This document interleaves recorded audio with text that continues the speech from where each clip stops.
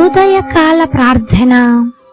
ఈరోజు దేవుడు మనకు అనుగ్రహించు దేవుని వాగ్దానము, నేను వారిని స్వస్థపరచుచున్నాను. ఇర్మియా గ్రంథము 33వ అధ్యాయము 6వ వచనము. దేవుని యొక్క రెక్కల క్రింద మనకు సంపూర్ణమైనటువంటి ఆరోగ్యము కలుగును. ఆయన రెక్కలు మనకి ఆరోగ్యాన్ని కలుగు చేస్తాయి. ఎందుకనంటే మన చుట్టూ ఏదైతే ఉన్నాయో, మన బలహీనతలే కానీ, మన ఆరోగ్య సమస్యలే కానీ, ఆర్థిక సమస్యలే కానీ, అది ఏ విధమైన సమస్య అయినా సరే, దేవుని యొక్క కాపుదల, ఆయన రెక్కలు మన మీద ఉన్నంత కాలం అవి మనల్ని ఏమీ చేయలేవు. అందుకనే దేవుడు ఈ దినమున నీతో చెప్తున్నటువంటి మాట, నేను నిన్ను స్వస్థపరుస్తున్నాను అని. స్వస్థపరిచి యెహోవాను నేనే అని దేవుడు మాట్లాడుతూ ఉన్నాడు. దేవుడు ఎంతగానో నీ పైన ప్రేమ చూపిస్తున్నాడు అంటే, అది ఆకాశ మహాకాశాల కంటే ఉన్నతమైనటువంటి కృప దావీదుకు చూపించినటువంటి శాశ్వతమైన కృప నీ మీద నా మీద ఉంది. కాబట్టే ఈ దినమున మనందరము కూడా ఆరోగ్యముగా ఉన్నాము.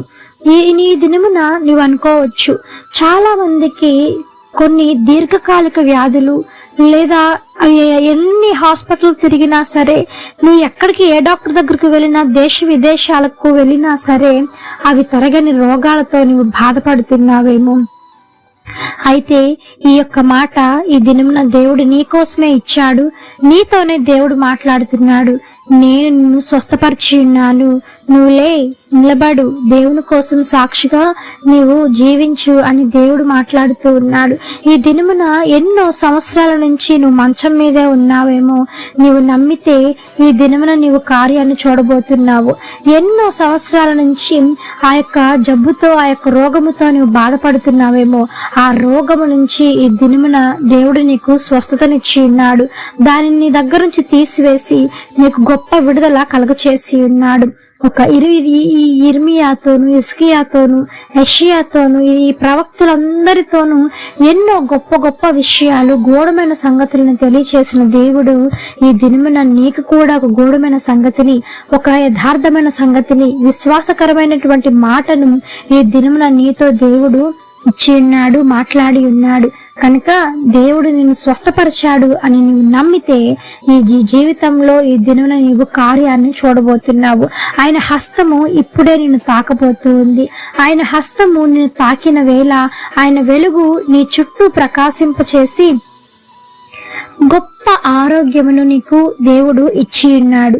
నిన్ను స్థిరపరిచి నీకు మంచి ఆరోగ్యం ఇచ్చాడు.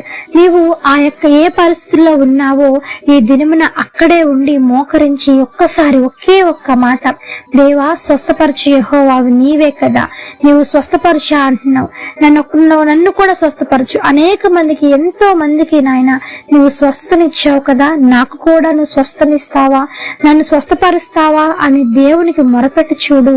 నీ మొరను దేవుడు ఆలకించి ఈ దినమున దేవుడు నిన్ను తాకబోతున్నాడు.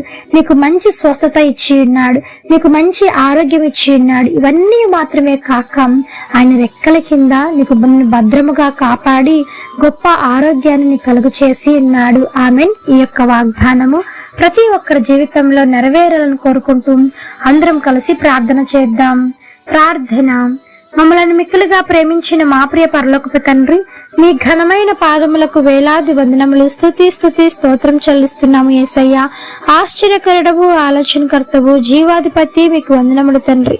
పరిశుద్ధుడు పరిశుద్ధుడు పరిశుద్ధుడు అని నిత్యము సకల దూతల చేత కొనియాడబడుచున్న యేసయ్యా, మీ బంగారు పాదములకు వెలకట్టలేని వందనములు తండ్రి. ఇచ్చిన వాగ్దానములు ప్రతి ఒక్కరి జీవితంలో మీరు నెరవేర్చి ఉన్నందుకే మీకు స్తోత్రం దేవ.